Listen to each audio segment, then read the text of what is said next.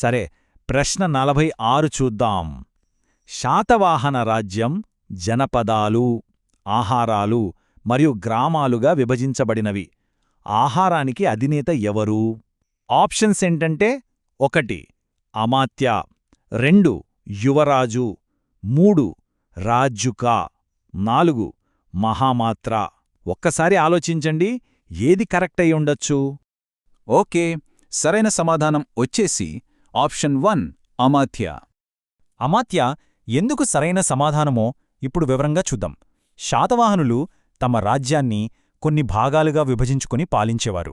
అవే జనపదాలు, ఆహారాలు, గ్రామాలు. ఇందులో ఆహారమంటే ఏంటి? సింపుల్గా చెప్పాలంటే ఇప్పటి మన జిల్లా లాంటిది అనమాట. మరి అలాంటి ఒక జిల్లాకి అంటే ఆహారానికి హెడ్ ఎవరు? ఆయనే అమాత్య. మిగిలిన ఆప్షన్స్ ఎందుకు తప్పో కూడా చూద్దాం. యువరాజు అంటే రాజు కొడుకు, తర్వాత రాజు అయ్యేవాడు. రాజుక అనే పదవి అశోకుడు కాలంలో ఉండేది, శాతవాహనుల కాలంలో కాదు. ఇక మహామాత్ర అంటే ఒక హైలెవెల్ ఆఫీసర్, కాని ప్రత్యేకంగా ఆహారానికి అధిపతి కాదు.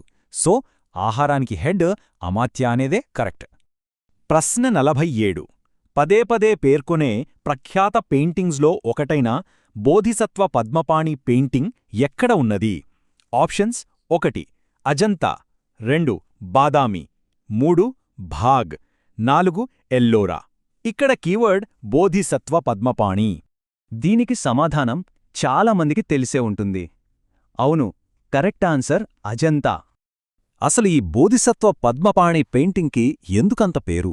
ఎందుకంటే అది కేవలం ఒక ఆర్ట్ వర్క్ కాదు, అందులో కరుణ, శాంతి కనిపిస్తాయి. ఇది మహారాష్ట్రలోని అజంతా గుహల్లో, కరెక్ట్గా చెప్పాలంటే 1వ గుహలో ఉంది. ఈ అజంతా గుహలన్నీ బౌద్ధమతానికి సంబంధించిన కళతో, శిల్పాలతో నిండి ఉంటాయి. అందుకే యునెస్కో కూడా దీన్ని ప్రపంచ వారసత్వ సంపదగా గుర్తించింది.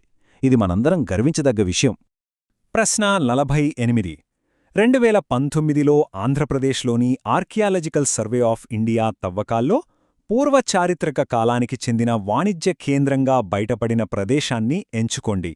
ఆప్షన్స్: 1 అదుర్రు, 2 రాజమండ్రి, 3 గొట్టిప్రోలు, 4 మడకశిర.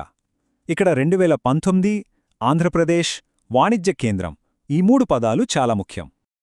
ఈ మధ్యకాలంలో జరిగిన ఈ ముఖ్యమైన ఆవిష్కరణ జరిగిన ప్రదేశం గొట్టిప్రోలు.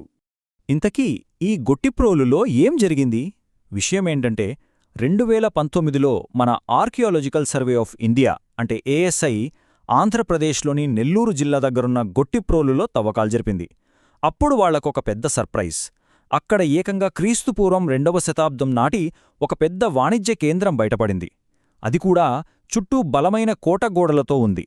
అక్కడ దొరికిన వస్తువులను బట్టి ఆ కాలంలోనే మనవాళ్లు సముద్రం మీద ఇతర దేశాలతో వ్యాపారం చేసేవారని గట్టి ఆధారాలు దొరికాయి.